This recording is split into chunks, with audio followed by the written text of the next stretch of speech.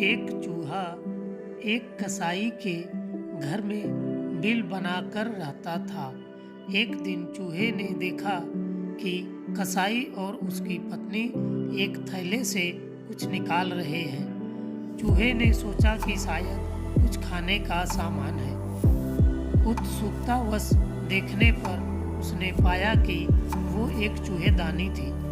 खतरा भांपने पर उसने पिछवाड़े में जाकर कबूतर को यह बात बताई कि घर में चूहेदानी आ गई है।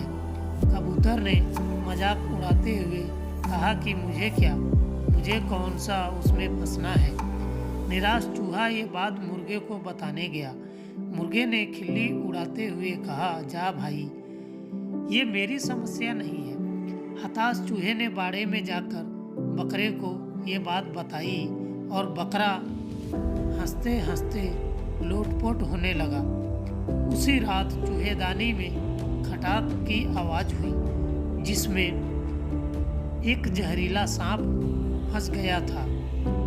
अंधेरे में उसकी पूंछ को चूहा समझकर उस कसाई की पत्नी ने उसे निकाला और सांप ने उसे डस लिया। तबीयत बिगड़ने पर उस व्यक्ति ने हकीम को बुलवाया। हकीम ने उसे कबूतर का सूप पिलाने की सलाह दी। कबूतर अब पतीले में उबल रहा था। खबर सुनकर उस कसाई के कई रिश्तेदार मिलने आ पहुंचे, जिनके भोजन प्रबंध हेतु अगले दिन उसी मुर्गे को काटा गया। कुछ दिनों बाद उस कसाई की पत्नी सही हो गई तो खुशी में उस व्यक्ति ने कुछ अपने शुभ चिंतकों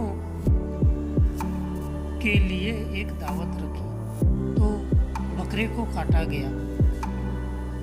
चूहा अब दूर जा चुका था, बहुत दूर। अगली बार कोई आपको अपनी समस्या बताए और आपको लगे कि ये मेरी समस्या नहीं है, तो रुकिए और दोबारा सोचिए।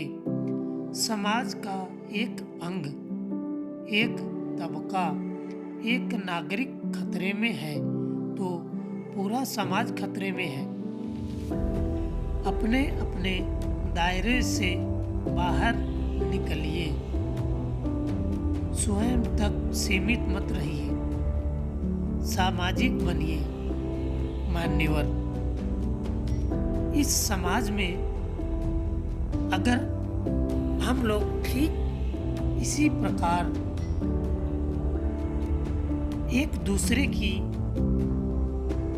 टांग खींचेंगे तो ये समाज हमारा खत्म हो जाएगा। इसीलिए मुझे हाथ जोड़कर सभी लोगों से ये निवेदन है कि हम लोग मिल करके एक दूसरे की समस्या का समाधान करें। धन्यवाद।